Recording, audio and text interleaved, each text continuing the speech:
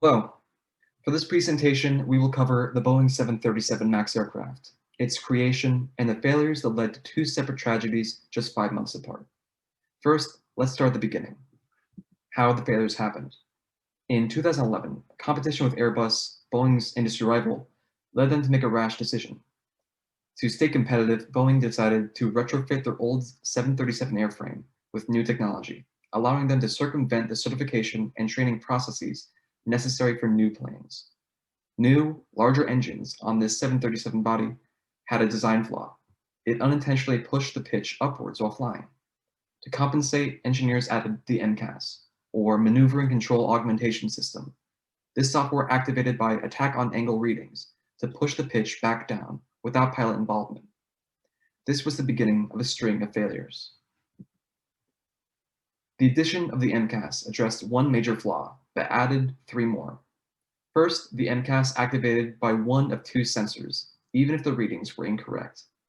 Second, the MCAS shutoff switch also disabled electronic trim stabilization, which pilots need to manually adjust the pitch. Lastly, the pilots didn't even know it existed. These flaws were allowed by lax FAA certification processes that placed all trust in Boeing, who in turn ignored all warnings of danger. In fact, they allowed Lion Air, one of the two planes to crash because of this, to fly with an AOA sensor bought from a repair shop in Florida. And that leads us to the catastrophes. Lion Air Flight 610 and Ethiopian Airlines Flight 302 both reported flight control problems after takeoff. The MCAS was activated by faulty AOA readings, pushing the pitch downwards. Lion Air managed to disable this MCAS system, but also disabled their one means of correcting the problem, the electronic pitch stabilization. After reporting a severe problem, stating pan, pan, both planes crashed within minutes in the air, less than 5 months apart, leaving many to wonder how these technical failures that killed over 300 people were allowed to fly under the radar.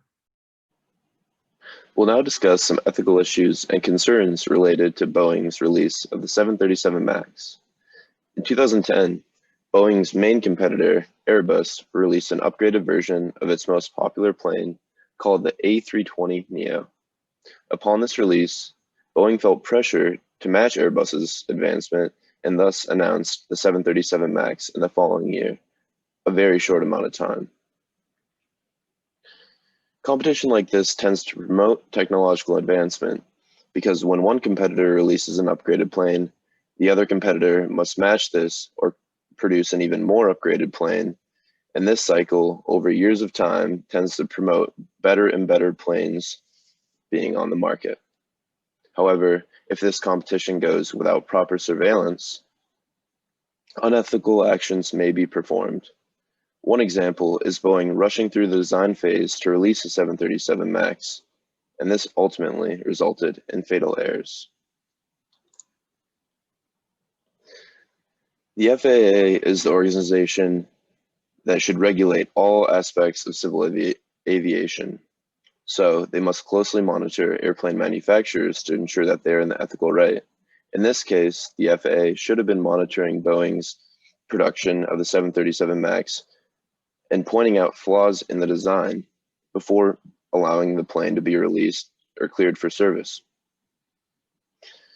In the years leading up to the 737 MAX release, the FAA had been more reliant on airplane manufacturers certifying their own airplanes. So this allowed for Boeing itself as a company to approve the faulty MCAS design that came with the 737 MAX and only had one angle of attack sensor. It is also likely that Boeing's great reputation as a leading manufacturer built up too much trust with the FAA, and thus the FAA didn't have the power to step in and say, you cannot release that plane. When we look at subjective ethics, we see that Boeing owes several duties to itself. One of these is to perform business actions that promote the safe usage of its airplanes. By silencing warning signs from its own engineers, Boeing was able to release the 737 MAX faster, but ultimately released a plane that had many flaws. at least one fatal flaw. So we see that Boeing did not produce a plane that was safe and therefore acted in an ethically wrong manner. By taking proper precautions, this would not have happened, and Boeing would not have produced a plane that killed 346 innocent civilians. Hello, my name is Meghna Kinney, and for my part of the presentation, I will be talking about the cultural impact on society that the Boeing 737 MAX crash has had. Firstly, let's talk about the cultural impact on society via the FAA.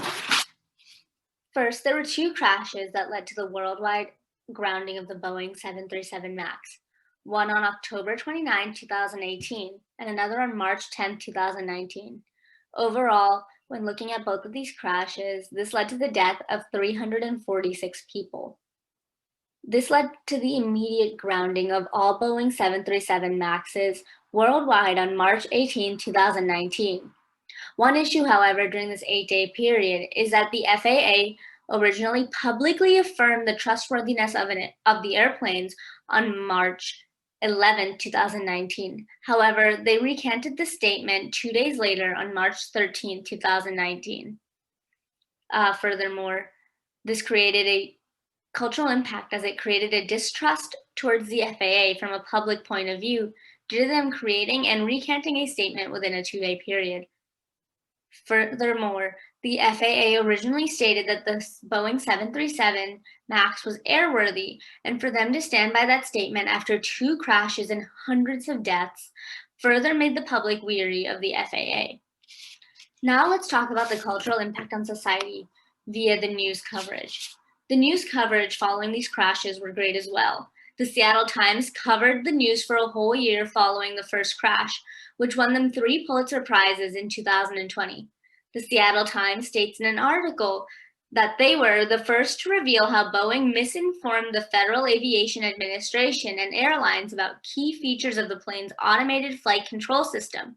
Furthermore, by doing so, the reporting also showed that the FAA increasingly delegated the FAA and its dysfunctional regulatory processes allowed for flawed design to be approved, while the FAA increasingly delegated responsibility for safety assessments to the manufacturing, in this case Boeing, rather than doing as they were supposed to and regulating it themselves. Management at Boeing and the FAA shot shortcuts and cost-cutting solutions against the advice of low-level officials from both the companies. Due to this, the Seattle Times coverage not only was the public more informed, but also led to the FAA being held accountable for not keeping their standards when regulating the Boeing 737 MAXs. Culturally, this is also seen as a critique on Boeing and the FAA for valuing their products and its release over the importance of human life, which was ultimately lost from this misstep. This can be seen in the conclusion of the final House Committee report, which states that Boeing has gone from being a great engineering company to being a big business focused on financial success. Continuing on the same path it followed with the 737 MAX, where safety was sacrificed to production pressures, exposes the company to potentially repeating those mistakes and to additional reputational damage and financial losses.